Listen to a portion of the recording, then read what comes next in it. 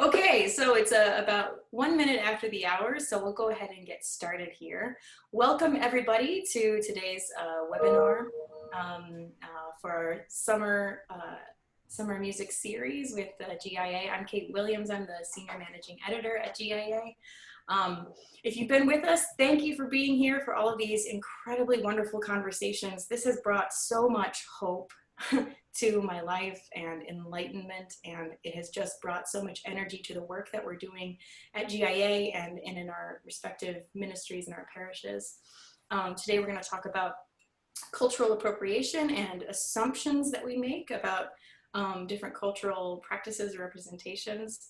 And so I think this is a really good conversation as a continuation from yesterday's conversation. If you haven't had a chance to watch that, look out for that being broadcast again on our Facebook page and on our YouTube channel. I can't believe that all of these are free, but it feels like this is the right thing to be doing with our time right now and with our resources right now. I'm so grateful for all of you joining in, and to all of our wonderful panelists for helping us to truly paint a broad picture here about what it means to be in music ministry.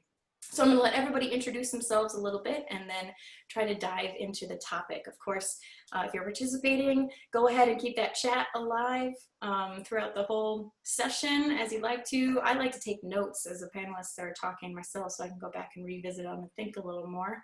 But also, if you've got a question that might be beneficial to our discussion today, go ahead and look on that bar again at the bottom of your screen or the top and click on the Q&A button, and you can ask us a question that we'll try to answer in real time to the best of our ability. For those of you who haven't asked a question before, know that you're able to ask these questions anonymously. So if you'd like to, there's a little button you can click that says anonymous, and you don't have to admit that you're the one who's asking the question. I do that myself, so I know that's a value.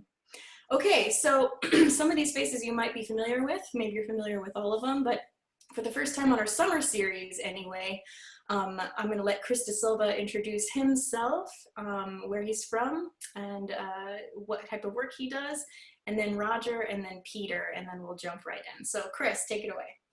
Sure. Thanks, Kate. Hi, everyone. Pleasure to be here. Thank you, GIA, for putting this on. My name is Christa Silva, and I am originally from Singapore. I work right now at Loyola Marymount University as the Associate Director of Music. My journey here comes from music study, really, at USC, to study composition and film scoring. And and my journey into ministry begins with El Coro de Los Angeles, and then a couple of parishes in one in inner city LA, Our Lady of Perpetual Help Church, and St. Brendan's. Pleasure to be here. All right, thanks for coming. Roger? Hey everybody, glad to be in the number here with Kate and Peter and Chris. This is awesome. Roger Holland, I'm Roger Holland II. If my mom was listening, she would be upset if I didn't give you my full, complete name.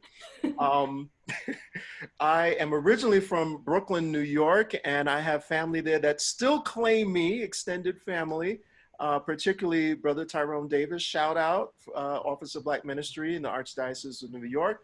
Currently, I reside in Denver, Colorado. I am on the faculty at the Lamont School of Music, University of Denver, where I teach courses that deal with the intersection of African-American music and religion. And I'm also the director of the Spirituals Project. Yes, love that project. PK.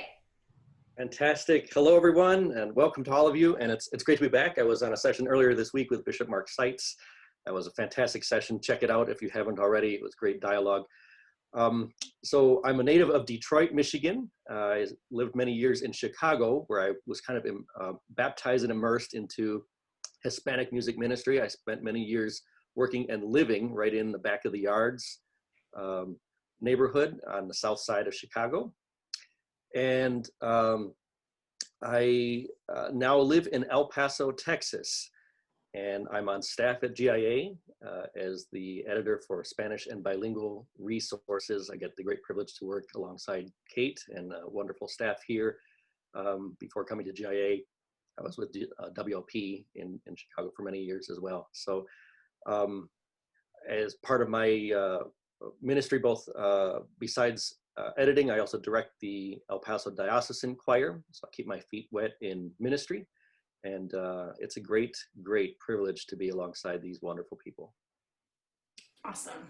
I mean, to be in the same webinar with you three is incredible, and I can't wait to make music in the same room with all of you again, hopefully soon, because you are all such phenomenal musicians and phenomenal ministers, and I learn from you each and every time we're together. So thank you very much for being here. I'm going to set up a little bit why I thought this would be a good conversation for us to have in the midst of our summer series. And then maybe let you respond a little bit about your own experiences. I first of all thought of you three because of your work in composition and the certain assumptions that we make either as a publishing house or as music ministers who are choosing music to sing in our assemblies of what type of sound we expect to hear from the three of you. And while we're having this conversation about, cultural assumptions we might make. I know that being a woman is not a culture, but I think we also make certain assumptions about what music written by women should sound like, or should look like, or should speak to, or what's the audience for that. So there's a little bit of that in my mind too, but you are all such phenomenal writers. And I know that there's, I've had conversations with all three of you about certain things that people expect from your writing. So Peter, people often think of you when they're thinking, well, I really need something, to serve the Latino at church. And that's a wonderful thing that people think of you for. And also, you can write in lots of ways, and you can write in lots of languages. And you showed me some of your house music the other day. That was pretty, that was pretty phenomenal. Roger, we've had lots of conversations too about your writing in the gospel style and how you love that there's an opportunity for you to offer more music in the gospel style to the church. But also, like, you write in lots of styles, and your training has equipped you to be very versatile in the type of music that you can write, but you have an intentionality about writing in gospel style because of the lack of representation there in our church. And Chris, coming from Singapore, I think people often expect a certain Asian flair to come from your sound. And, you have a background in as much as composition and ministry world in film score music. And so the breadth of your compositional ability is so, so vast. And I think, we're going to get to see a good representation of that in your upcoming choral Christmas collection called Mysterium that I'm excited for the world to get to know a little bit better. But I think all three of you have all experienced what it means to feel that weight of representing an entire culture's sound, or at least what the expectation of that culture's sound might be to someone who is outside the culture. Is that a good setup for a conversation? Maybe you want to add a little bit already to that. Who's going? Well, I'll jump in. As you were talking, Kate, something that came to mind in my own experience. Recently, I was commissioned by the Southwest Liturgical Conference to write a song for their conference. I think it was the 2019 conference. And I was not approached and asked to write something from the African-American experience. And I was certainly very much aware of the Hispanic population in that diocese, the Galveston, Houston diocese. But my task, what I was tasked to write, was something that coincided with the feast of the conversion of St. Paul. And I wasn't asked to write in any particular style or with any particular focus, just that this would be a piece that could be sung by the assembly and would be for that conference. And I wasn't even asked to write something in Spanish, but my pastoral sensitivity said this would be great if it could be bilingual. And I contacted Michael Silhavy, and I said, listen, Mike, could you put me in touch with somebody? I wanted to reach out, and eventually wind up connecting with Peter, who was about to come on board at the time.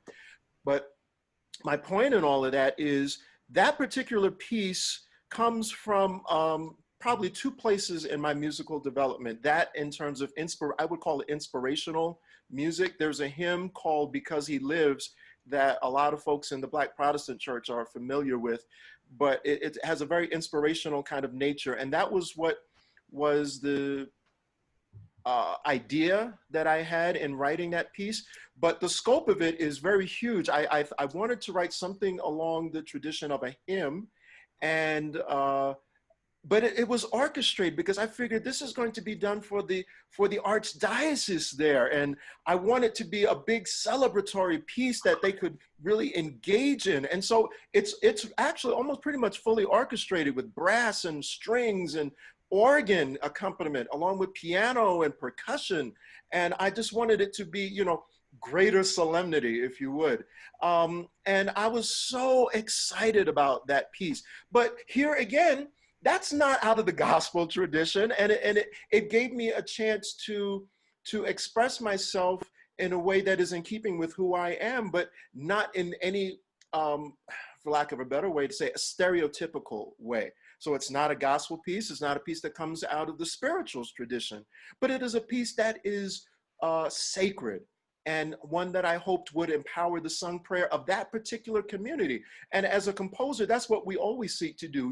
When you're asked to write for a specific person or community, you think about who that person or who that community is, and you write for that community. Now, there are certainly times, like I received another commission from a church in Louisiana, and they wanted a gospel piece, and that's fine. But I appreciated being given pretty much a tabula rasa and say, listen, just write something for this occasion, whatever you feel. And that is so empowering to a composer.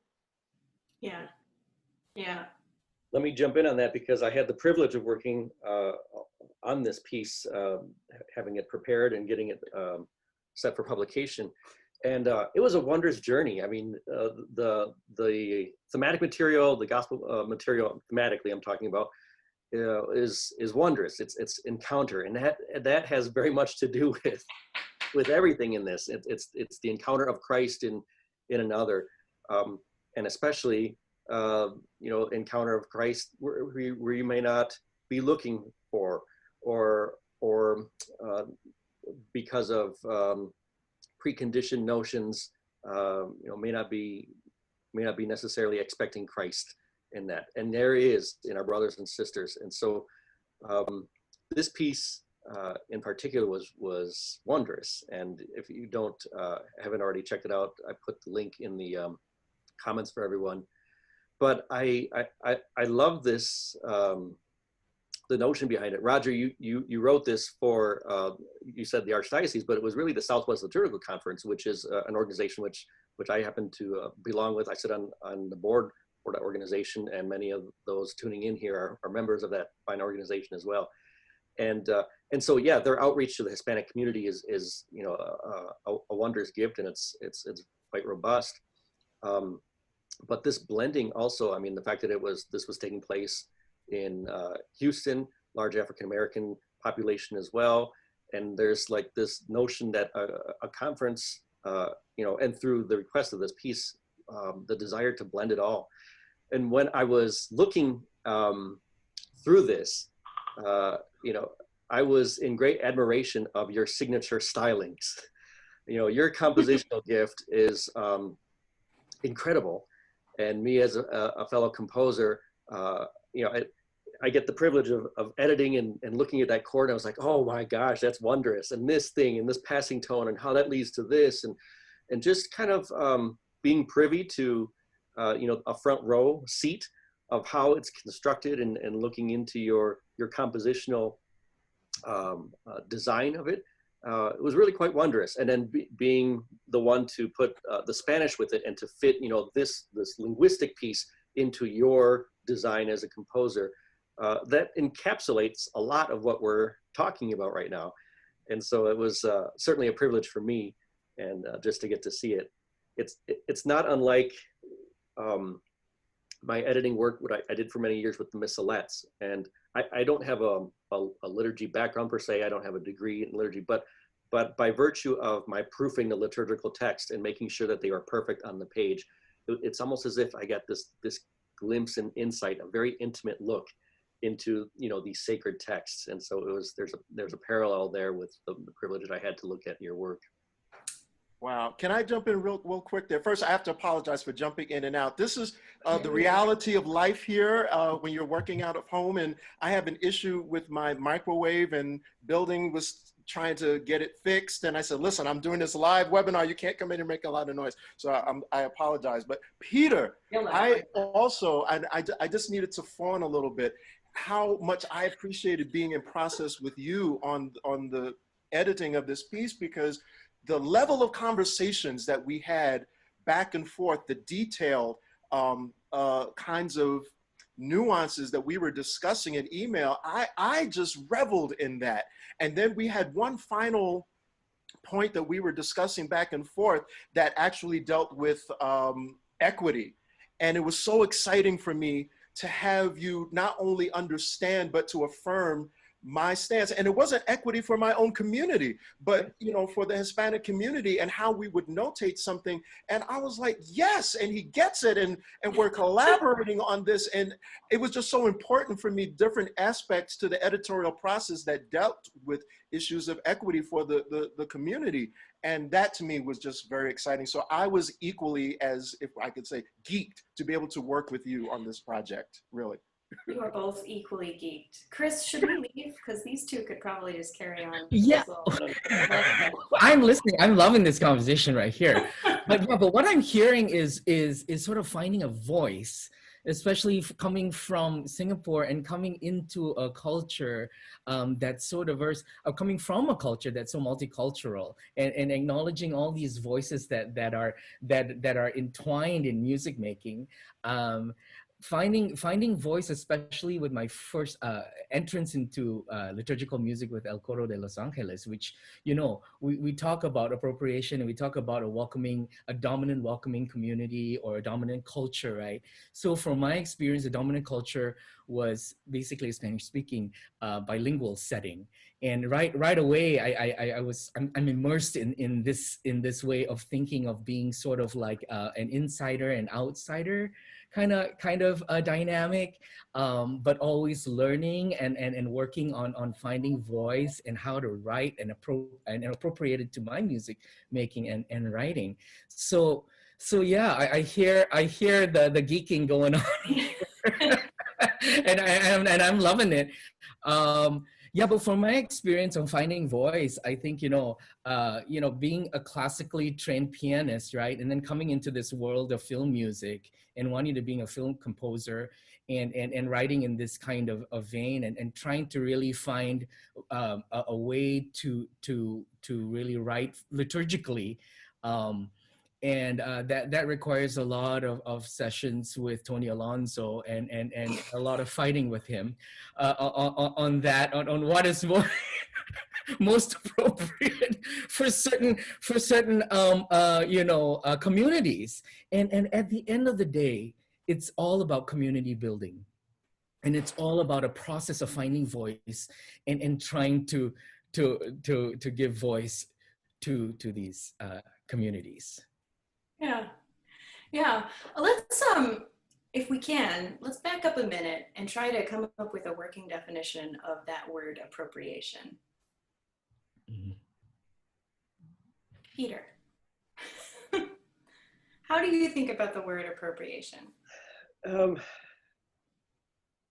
even before so, I mean, let me tell you where I think where I come at it from. I'm of mixed culture. I'm Polish American, German, and Salvadoran, and so I think like many who are of mixed race or mixed heritage, I love all that makes me me. And simultaneously, there's times when I'm navigating wholesalely in one camp or the other, perhaps. And there's other times where I feel specifically on the fence, perhaps maybe navigating both.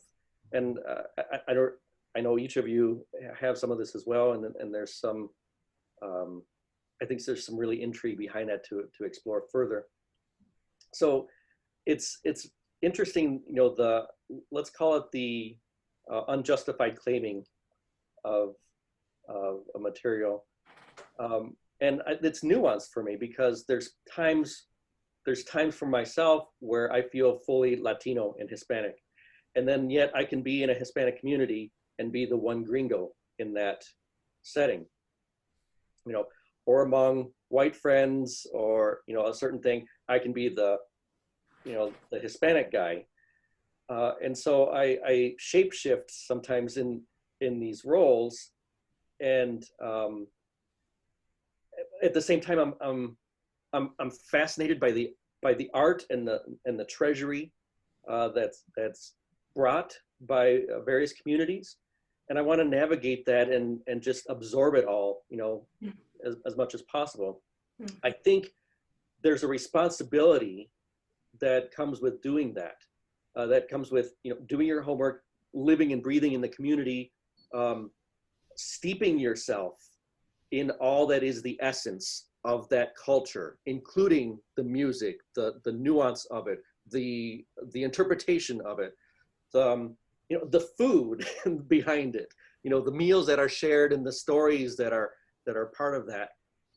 And I think in doing so, then you have a claim. Then you have a claim to be worthy or dignified enough to be able to put some stamp of yours, you know, artistically or however you foray it. It's when you come into it without having done that and just irresponsibly claim, oh, they can do that music, I can write in that style too. And I think that's the irresponsibility behind it. But when you immerse yourself and steep yourself in it, then you have a better claim, you know, to be able to, with that permission that's given culturally to it. Does that sound right to you, Chris and Roger? Yeah. Go ahead, Chris. Yeah, no, I'm thinking about what you said, Peter, about shape shifting and being able to adapt and somehow being a chameleon in some way. I found that coming from Singapore and learning with the British way of learning, even naming notes are different, right? So it's how we talk, and it's always about language and how we develop this particular language. And I think we could shapeshift into modes of survival, but we could also shapeshift to, I think, ways in which we have identity and share our identity, and not losing myself in writing these arrangements. So I find that a very powerful image to bear. When I'm writing, particularly, who am I in this particular piece of music? Tony remembered it back to me that my very first composition for El Coro de Los Angeles was actually a setting of Psalm 104, Envía tu Espíritu, and which I wrote in just my and I think the initial compositions that I come up with is really who I am and what I love more than anything. So it took a form of more sort of a bossa nova type jazz vocal type piece, you know, but kind of like understanding deeper and it took me, I think, 10 years to really realize this and put it on a recording. So not only is it what I like, but I think it's the whole passage, if you will, through learning and through understanding, and in some way shape-shifting it in a way that creates an identity that's authentic. Interesting. Peter, as you were talking, I heard two things, and one story came to mind I want to share, but the aspect of composers appropriating is a whole nother dimension of this for me. But the story I want to share is one that I heard. It's not my own story, but it's one that I'm very much familiar with and have seen, witnessed, experienced.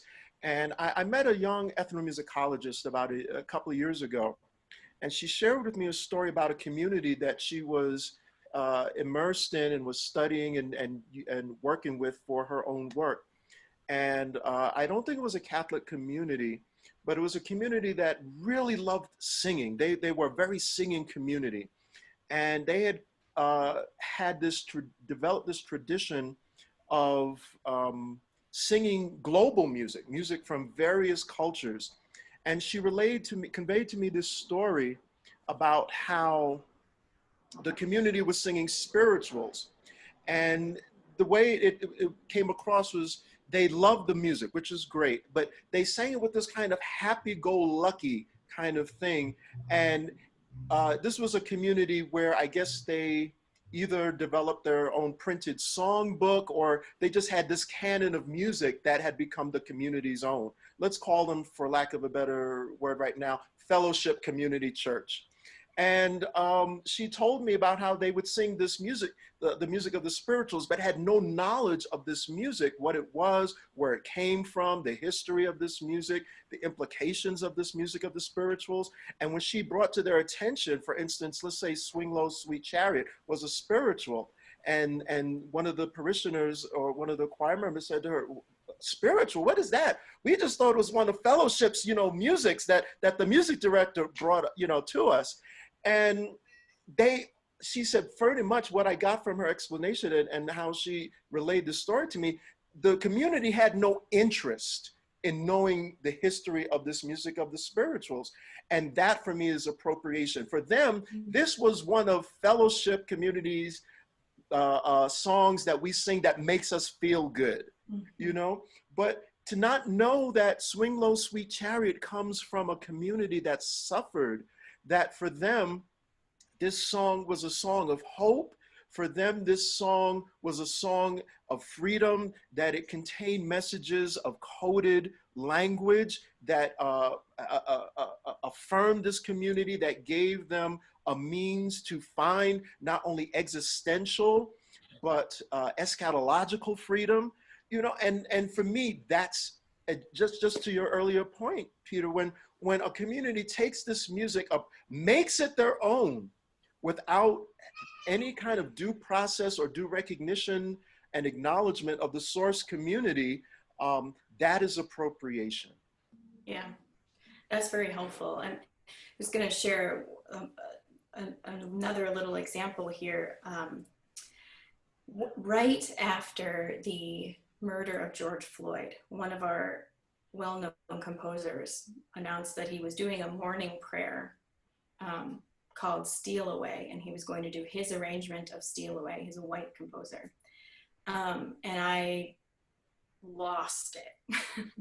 I lost it. I was like, how could you be so insensitive as a white person singing a white arrangement of a spiritual, the only person who's going to make, who's going to get attention for, or who's going to make money off of, potentially, if you sell editions of this, the only person who will make money is you, and you're white, and we are having a national crisis here. I didn't know if you noticed that, but maybe move over and let some voices of color take the lead here. So I was furious. And I wrote a Facebook status that is now going to live in infamy, I think, but it said, white people, stop appropriating spirituals. Stop.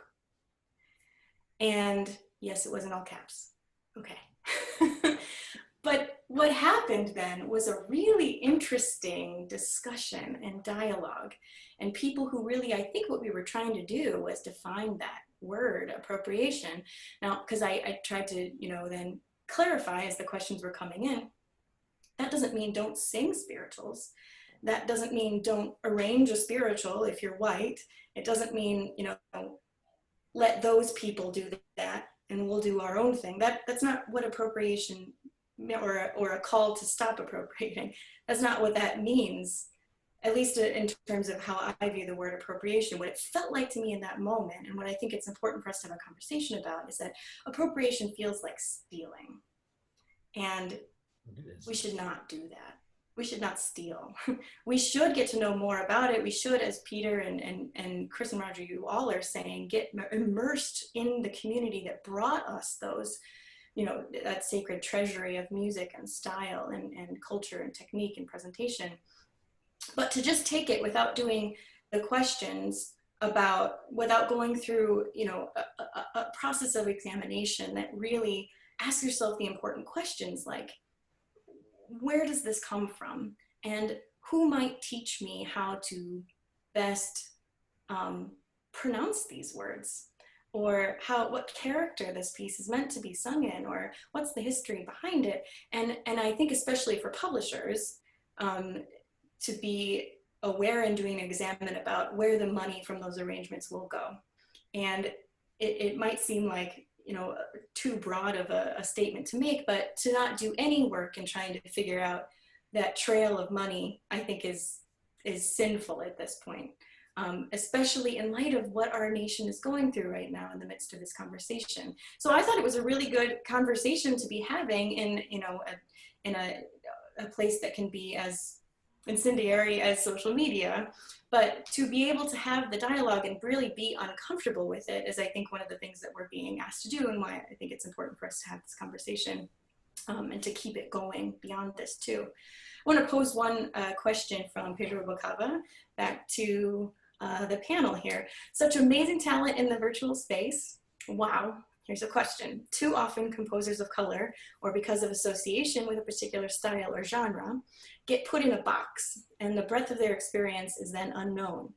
So what are some recommendations to the public present today to stop before we speak?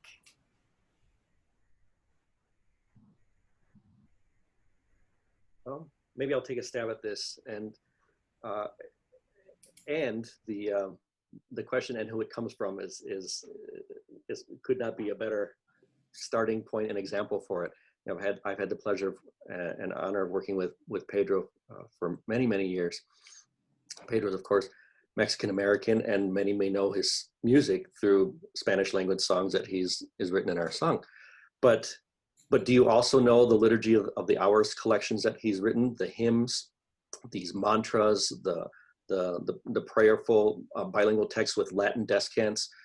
I mean, it's a wondrous body of work that this person has put forth, and so many of us and so many of the composers that we work with have that breadth of style. And I think everyone here in this room has been a victim of sorts of boxification. You know, you are who you are. You are the perception of what people think you are, and so therefore you must produce what is perceived of you should be produced. And so, from many angles, I mean, music directors, those of us responsible for selecting music, publishers, we have a responsibility for not pigeonholing, of course, and looking beyond just the superficial, you know, looking beyond the last name, and knowing that, you know, those of us who are bringing our gifts to the church do so with, you know, an awe, and we bring this desire to express our praises and our gifts to God in as many ways as possible, and that may be many different ways, you know. And so I know from a fact that you know, I can write and play a piece that sounds great on the accordion, and it'd be a polka ranchera norteña, but I equally love and enjoy immersing myself, investing myself in a choral work that, you know, has a completely different style or harmonic structure or template, that sort.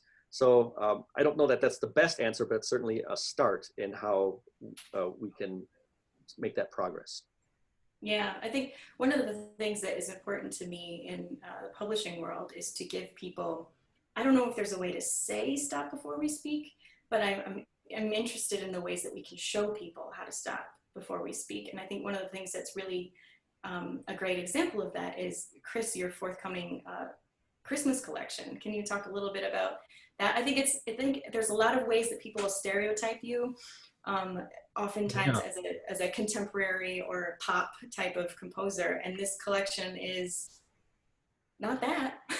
Yeah. So when I first started, the pigeonhole that I fit in was to be a contemporary Catholic, I guess, liturgical composer. But you know, really, it is what you write for. And I don't know if Mysterium is any different than sounding. I think my voice is still in there. I think the vehicle that you know I chose to write for, right, for this particular collection is different. So for in terms of, I have never written for an a cappella choir or a choir accompanied by piano. So it takes a different, you know, way of thinking about this. And so, I mean, it's also given this opportunity really to open up and to write in a certain way. And sometimes, like you say, if we get pigeonholed in a certain way, you know, you'll be assigned to compose or to arrange a particular piece in that specific vein. So I'm excited about this particular collection, and it really celebrates sort of a global celebration of Christmas and the incarnation, and I do that in a lens that's a little bit more classical oriented, for lack of a better word, and more choral oriented in terms of how we write for choirs, 4 parts or 6 parts. So yeah, the challenge was to really, you know, step out of thinking for a particular liturgical choir. The way I began the process, and it also depends on our own journeys of music making and coming into liturgical music, of how we you know, identify or formed. And for me, the contemporary sound came because I was working with a contemporary choir, and I was working with a contemporary ensemble. And so that's how you know, that sort of that particular definition of my writing at that particular point in time. Yeah. You know, as I hear this conversation, sorry, Kate. No, jump right in. I think the answer, it's not an easy one, but it is to challenge and to change the culture. An example is in popular music culture. There are some artists like Erykah Badu and Jill Scott who are, lack of a better way to call them, neo soul artists, but they don't really fall into a particular category. They are musicians and artists. And the music industry, the broader popular music industry, has sought to put artists in a box. We used that term earlier. And you have to fit into a category. When we had music stores, there would be different bins, different areas, the pop music section, the classical music section, the jazz section. But what happens if you don't fit neatly into one of those boxes? Then the record companies wouldn't know what to do with you. They wouldn't know how to market you. You don't fit in the bin, so they don't know what to do with you. And it becomes problematic. So let's bring that here to our conversation. And I think it's a two-pronged answer, neither of which is necessarily easy. How do we change the culture? First of all, I think we need to have an environment where, first of all, our publishers don't place us in boxes and don't limit us to one thing. And Kate, I have to say, I am so thankful to the work that you're doing, because I see those walls, those boundaries being broken down, you know? And in so doing, we educate, because what happens is the people in control of the industry, they help to foster and to shape the consumer, you know? And in this case, the consumer is the assembly, our congregants. And then I would encourage our composers to be true to who you are. You have to not be afraid to express it. I mean, that's what I'm hearing from Chris and from Peter, and I know I try to do that myself. When I sit down to write pieces, it's very rare. I mean, I think back to my last collection that GIA published, the Honey from the Rock collection. And there are several musical styles that are expressed in that collection. And it wasn't an intentionality. I didn't say, well, I'm going to write this contemporary gospel piece. I'm going to write a traditional. I'm going to write a reggae piece. I'm going to write a classical. It was the text that always guided me to where I wanted to go. And the way the music emerged was based on my own musical formation. What are the things that informed my voice, my musical expression, and that's how it came out. I just went with the flow. A lot of composers will tell you that we believe that God gives us the music, and we are merely conduits for what God has to say. And I personally believe, if you would, my hermeneutic is that God will not speak to you in a language that you don't understand. If you are an English speaker, God is not going to speak to you in Greek. God is going to speak to you in the language that you can receive what God has to say. And the more multilingual we are, the more God can talk to us. The broader our vocabulary, God can speak to us in those very various words. God's not going to speak to you in, highfalutin academic scholarly language if you only have a 6th grade education. And I don't mean that to be derogatory, but God wants to talk to us. So if God wants to communicate, God is not going to speak to us above our heads or outside of the realm of our abilities. And so I guess what I say is I challenge composers to be yourself, to be your true, authentic self, and to not allow the community, the publishers, to dictate who you are and how you say what you say. I challenge our publishers to allow us and to support us in that wide breadth of expression and our authenticity. And I challenge our community, our Catholic community and other communities to be open to receive the full breadth of who these artists, musicians, composers are, and affirm those voices. Yeah. Oh, that is so beautiful. That is so beautiful, Roger. I posted a piece in the chat, which is Not by Bread Alone, which is one of those pieces that comes from Honey from the Rock. It's a 4-volume collection that you've given to GIA. And that was the first piece, I think, that I knew that was yours, that I could associate name with a piece. And so prompted by that piece that we debuted it maybe 3 years ago at an NPM conference. Prompted by that piece, I went and did a bunch of investigating about the other stuff that you have written. And I found just this incredibly diverse and vibrant presentation of all kinds of styles and genres. And, and I just thought, my first reaction was, wow. And my second reaction was like, sad that I didn't know about it already. And I think that's what makes me want to challenge the way that I think as a publishing house that we put composers' music in front of people. Because if we put it all in the African American Church Music Series, I know why we do that, but I think an inadvertent consequence of that is that some people only go to the African American Church Music Series if they want something that sounds gospel. And they miss a bunch of opportunities for all kinds of gems in that series. And so I'm super interested in the types of challenges that you're posing for us, and I thank you for doing it. I want to pose a question here. Roger, there was one here from a little bit ago that I think maybe you might be able to expand about a little bit. How do you think intercultural sensitivity can be fostered or taught among Catholic musicians to find a midpoint between the musical gifts and talents and the audience's cultural uniqueness that you were describing earlier in the Archdiocese of Houston? Wow. Sorry.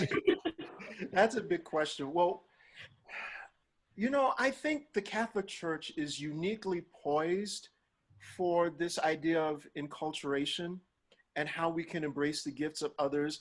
What I find, and this is my personal opinion, is that the church already professes this in its documents and in its identity, but I find the challenge in how it gets lived out. And this is the challenge, forgive me, I went to seminary years ago, and most people, when they know, especially those who know I'm Catholic, they believe that it was a Catholic seminary, and like, you didn't go to a Catholic, so you weren't trying to be. I was like, no, I went to a very liberal seminary in New York City, Union Theological Seminary. But I bring that up to say this. One of the things I discovered in studying theology is that religions of various faith traditions and cultures have very similar tenets. And, but one of the things that I found that became problematic is when you look at the various ways different faith traditions and cultures express and enact their faith, what becomes problematic is when the human factor falls into that. So once human beings get involved, then it gets all messed up. Yeah. And so our Catholicity is so beautiful, but what becomes problematic is when we have individuals, pastoral leaders, musicians, priests, and others who impose their own personal beliefs and their own particular interpretation of the documents on the assembly. So what we have to do is break those boundaries and that, you know, get our human nature out of the way so that the beauty of our scripture and what our church talks about, that can be front and center. The other thing is, as musicians, as music leaders, I believe we are also educators. I got flack from a pastor I used to work with about this, but because I said, as music ministers, we're also teachers. He said, no, you're not. And I didn't argue with him, but I pushed back. Yes, we are. What we present before the people, we are part of their formation. We are catechists and we are teaching people. So first, I challenge the pastoral leadership, whether you be clergy or music ministers or lay leaders in any other capacity, to start developing a broader palette that we share and present before the people. And even if there's resistance, you must form them. You must teach them. You must love them. Love them enough. The scripture says that God loved us so much, he brought us out of darkness, God brought us out of darkness and into the marvelous light. If you love someone, why would you let them suffer in darkness? Because that darkness allows them to be small and to stay where they are. There can be no growth, well, in most instances, because I'm aware that some flowers actually do blossom in darkness. But we don't want, I'll change it. We don't want people to be comfortable in ignorance and not knowing. So bring them into the fullness of knowing by sharing the multiplicity and the various gifts that are already inherent in our wonderful small c Catholic Church. All right, so we need to do that. That's the way. And then I challenge our music ministers so often, and for me, this is disappointing. So many of our church music ministers get put off by music they feel is challenging personally. Too many notes. Oh, I don't know how to play that style. What am I going to do with that key? Oh, I can't do that. No, well, maybe not now, but why let that be a deterrent that shuts the door? Move beyond your comfort zone. And here's the impetus for that. It's biblical and it is Christian. Paul said, I become all things for the sake of the gospel, right?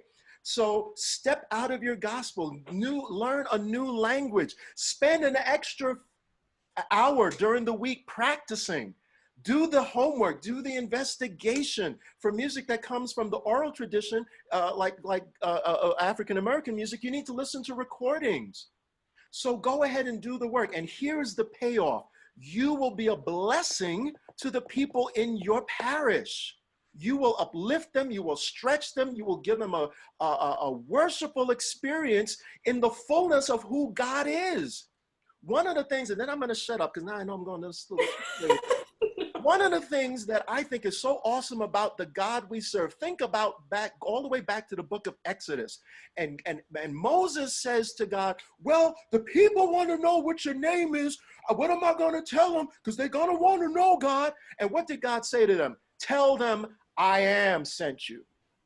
And what I believe that part of what that means is God is so vast that you cannot place God in a box. The moment you try to say God is this, God displays that God is that. So God is everything. Do not limit the people to your own particular perception of who God is, but allow God to be God in all of God's vastness. Let God be God, and you be God's conduit You be the hands of God. You be the mouth of God. You be the voice of God. You be that which expresses God's love to all of God's people. Be used of God, but that means you got to be open, be vulnerable. Ministry is about vulnerability. To be able to serve is about being vulnerable, to being said. Kate, you talked about this last week. That yes is dangerous. When Mary said yes, what did Beck say? Radical. We were talking about radical justice. That yes is radical, because when you say yes, oh, that opens the floodgates. Yeah. Amen. Preach it. Gosh, I really do think everybody needs to listen to this conversation and make it a beginning, not an ending of a conversation, but a beginning to continue this conversation within your own music ministry circles. Thank you so much, Roger. I got a couple more questions here I want to make sure that we get to before we run out of time. One of them is about from a question from a participant. As a Hispanic, I take issue with white composers who compose music for a Latino community when it appears that not enough has been done to reach out to those native composers who are among the community.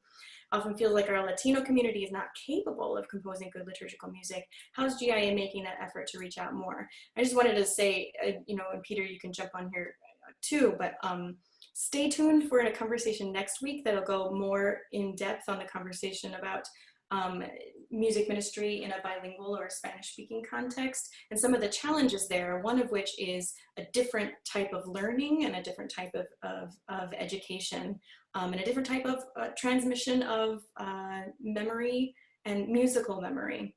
And so sometimes the notes on a page pose a problem from our perspective, but not within the community of, within Spanish speakers, and not knowing how to read notes on a page or write notes on a page is not an issue, is not an impediment from being able to sing, praise of God. Peter, do you have anything to add to that one? So a couple things. It's a great question. Just so you know, that's the reason I'm here at GIA. That's the reason Kate brought me on board. It's really to tackle this issue, and it's a huge one. It's not exclusive to the Hispanic community, but it's the one that I'm charged with engagement in. If you just answered the question, so it went away. But if I'm understanding, your question said something like, it felt as though from within the Latino community there's not enough talent, or it feels like that. Am I understanding not capable of composing good? Not capable of composing. Am I understanding that also as it feels as though the dominant culture doesn't feel the Hispanic community, or from amongst the Hispanic community, there is enough worth or talent to be able to write for their own? I also interpret it as that, and that's a valid question. Yeah. I think both there's an uplifting from within the community that has to be fostered. That's part of an ongoing thing. And there's also an educational aspect from those in leadership, whether it be at a pastoral level or diocesan or at a publishing house. There's like a two-pronged approach that has to engage that. And if I might add, the previous conversation that had talked about composing and staying true to yourselves and no matter what the style, certainly applies here as well. And I think one example of that for me that has so many paradoxes, beautiful paradoxes, is the piece I'm probably known for is Misa Luna, which is based on classical music. I'm a classical musician. I love classical forms, but it's true and true, immersed in Spanish. I wrote it in Spanish first. And the paradox, of course, is like my last name doesn't fit the bill of a Hispanic writer either. And so even in terms of that, I have to break down some barriers in terms of perception. But that mix, and whether it's in this rendered cathedral style that has its trumpets and its organ and wondrous big sounds, or simply done with a bolero style, which is equally as beautiful and uplifting and prayerful. And I want to believe and I know that I appreciate and love either of those, or any other version that might be interpreted in terms of that piece. But yeah, that's kind of that's a sampling of the versatility and the gifts that can come from within the community. Yeah, Thank you. And do stick around for a conversation next week that'll explore that even further with Amaris Diet and Andrea Ramos will be back with us too to have that conversation. I'm going to pose the next question. This is from Tony Alonso. Without wanting to put anyone on the spot, would anyone be willing to describe a moment when a really well-intentioned invitation or commission, request, liturgy, conference, or conversation felt more like appropriation? And what do you wish that person, publisher, or conference would have done differently? So many of these conversations take place privately, usually at the bar at a conference with some people we trust, and that's for good reason. But I feel like we're having some of these conversations, or having some of these conversations in the open might be helpful for moving the larger conversation forward. I think that is exactly right. I'll jump in for a moment, and without getting into details, unless Kate insists, I'll simply say this. Now I'm gonna fawn over Kate. I am so proud and excited for your leadership, and this is because of your voice, for your passion, for your zeal, and the work that you are doing. I think it is remarkable that we have a woman of your caliber doing the work that you are doing, because that's what we need. And so let me say, everybody that's listening and will listen, that we need to support Kate, because not everybody's happy about a woman having power and authority. We saw it this week play out with AOC, and how she's just, you know, men just berating her and thinking it's okay. And then that was just a weak apology that he gave, if we want to even call it a real apology. So here's the thing. Kate already said this today, so I'm just really going to affirm this, that we need to be careful about how in our spaces that we privilege the voices. And Peter, I think this ties into the conversation we're just having, how we privilege voices outside of the community. So if you're going to do a spiritual, but you elect to do a spiritual by a non-African American composer or arranger, then what are you doing when you do that? You marginalize and you silence the voice of the community. So what we have to do is just be careful about how we honor various communities, whether they're the Latino community, whether it's the Asian community, whether it's the African or African American community. Or, you know, even, I mean, Kate, you said, okay, yeah, women aren't a culture, but they're a community that deserves to have a voice. So for instance, if you're having a Women's Day, but you commission a male composer to write a piece about women, these things are problematic. So it is challenging us as community, as society, to realize our shortcomings in this climate where we're talking about how to be an anti-racist. It means you have to do more than simply not be racist. That means we have to advocate for those communities that have been marginalized, silenced, oppressed, disenfranchised, and lift them up and support them and raise our voices. We have to do more than just not discriminate. We have to lift them up, support, and propel them forward. So this is the kind of work we need to do. If you want a particular piece, and it's not that, you know, and I've heard so many, a number of white people say, well, you don't want us to sing the music. It should be accessible to us. I'm really passionate about this, as you can already tell. So it's not about that. It's not that we don't want you, but we need you to be a little more humble and to be respectful of these other communities. That's all we're really asking. Be respectful and honor them and do no harm. Do no harm.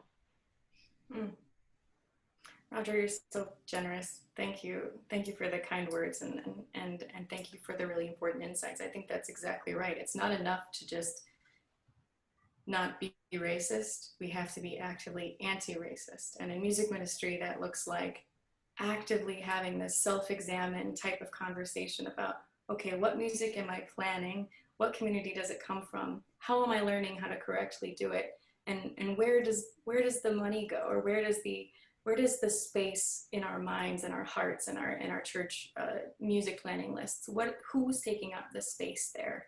And that has to be an active and perpetual conversation that we're always having. So I appreciate your insights here. Chris, I'm wondering if you might have any, oh, sorry, Peter, go ahead. Are we okay to go over a little bit? If everybody, of course, if you need to pop out, because we are at 2 o'clock now, you can go ahead and do that now, and this conversation will be available in its entirety on our Facebook page and our YouTube page. I'd like to keep going. In the next day. Yeah. Sure, if we could take about another 5 to 10 minutes of time, if that's okay with everybody, we can go ahead and have just a little bit more of conversation around this. Thanks for bringing it up. Before you ask your question then, Kate, to Chris, earlier in the comments, Diana Macalinto pointed out something that I think was really good too, that echoes right into what Roger is saying. And she writes, for me, the disconcerting part about being pigeonholed is that some people predetermine what one's voice will sound like based on their skin color, that is not white, and thus limiting their voice even before they speak. And I think that has to go with the empowerment also in the pigeonholing. We give great leeway to a composer, and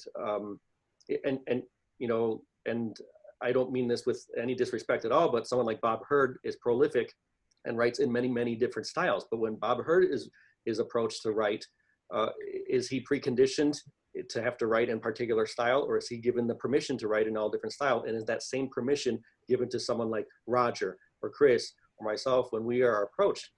And so that also has to do with the permission given and the broad leeway. I think dominant culture can inadvertently step into that mindset without even knowing that they are limiting based simply on skin color or other preconditions. Yeah. Yeah, I do think that was I'm glad that you brought that up. I saw that question from Diana go by in the chat and thought the same thing. That's exactly right.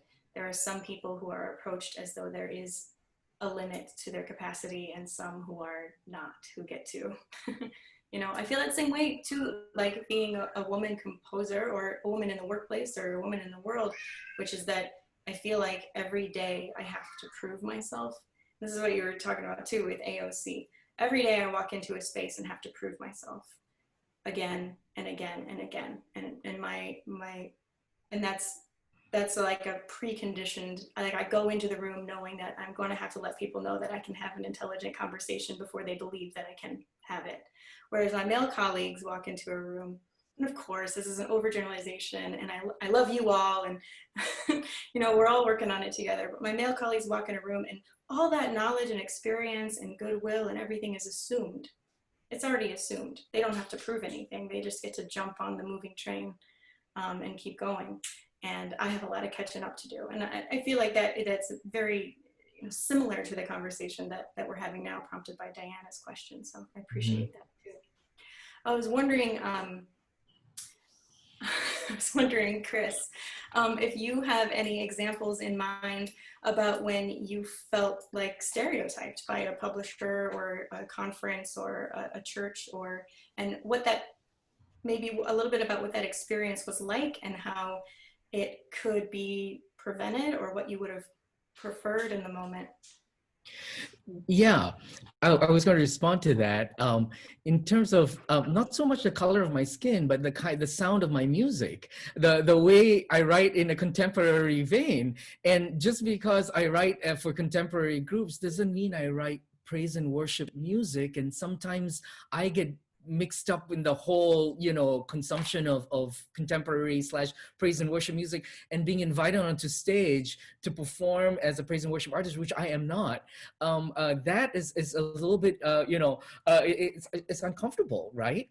But I want to bridge this thing about uncomfortable and being not comfortable in our circle, and to go back to what Roger said about feeling, uncomfortable to a point where we are all disrupted in terms of like learning new music, for example, learning new styles of playing.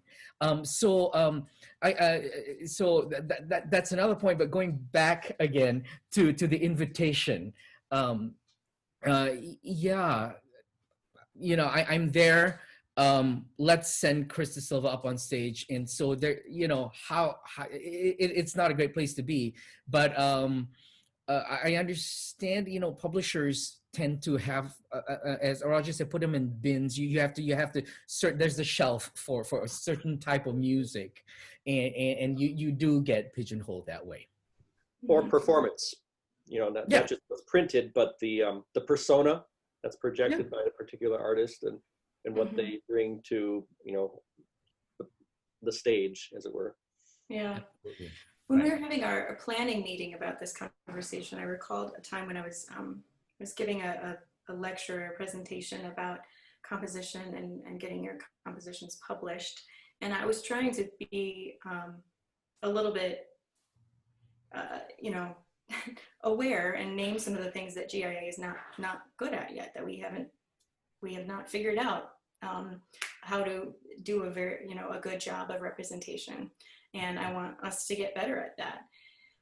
There's a young gentleman in the room when it came time for question and answer.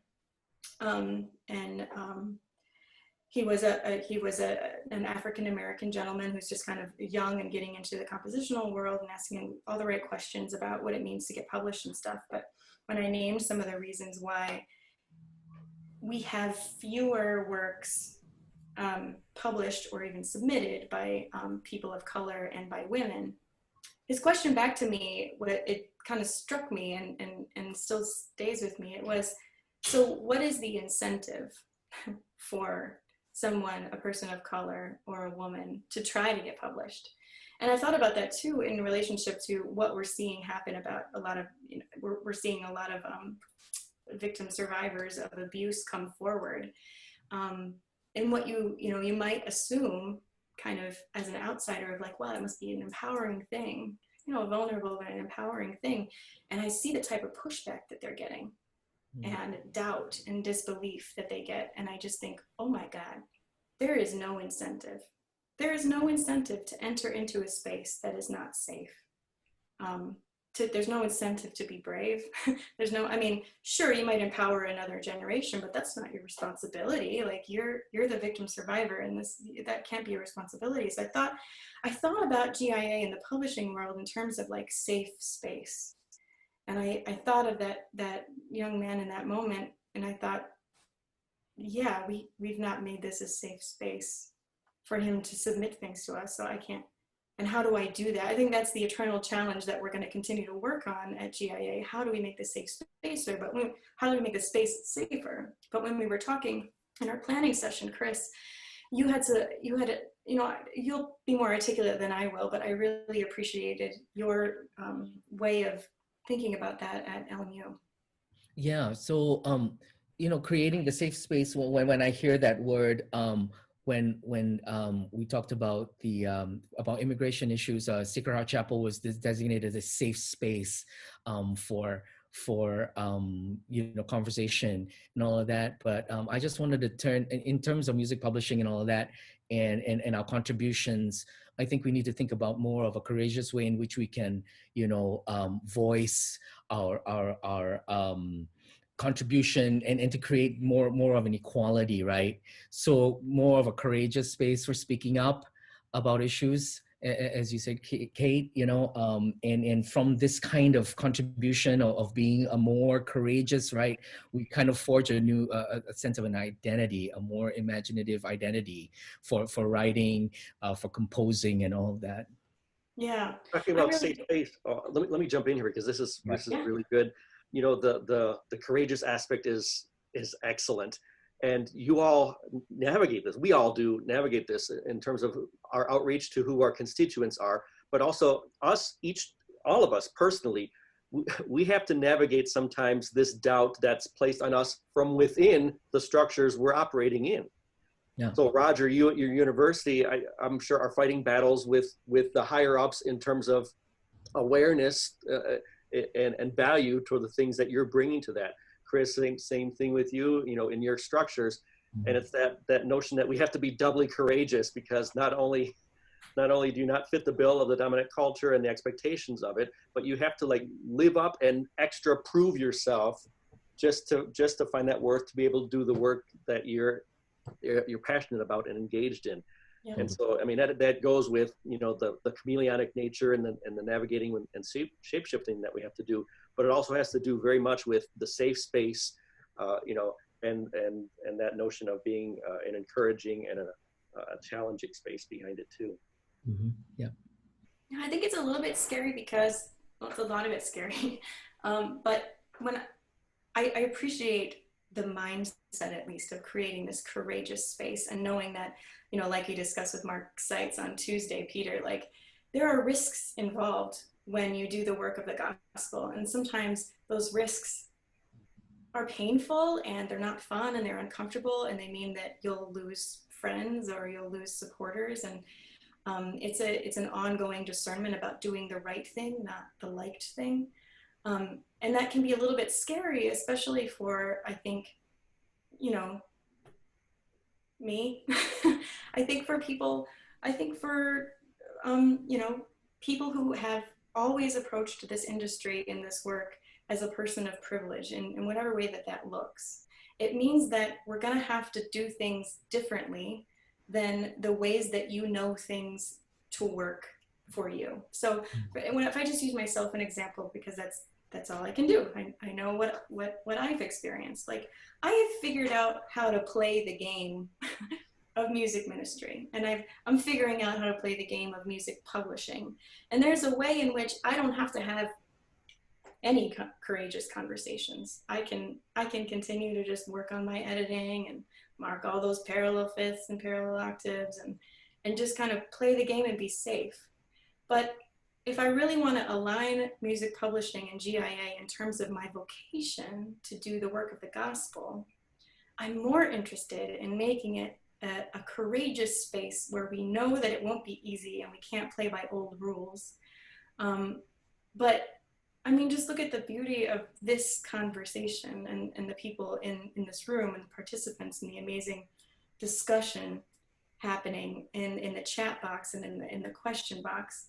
This is fruitful. It's life-giving. It's nourishing. This is a reason why I stay a follower of Jesus. It's a reason why I'm Catholic. It's a reason why I care about music publishing. So I really appreciated that way of looking at it, Chris, and just that affirmation that there's risks involved in this work, and we're better for it. Hey, can I add one thing to that?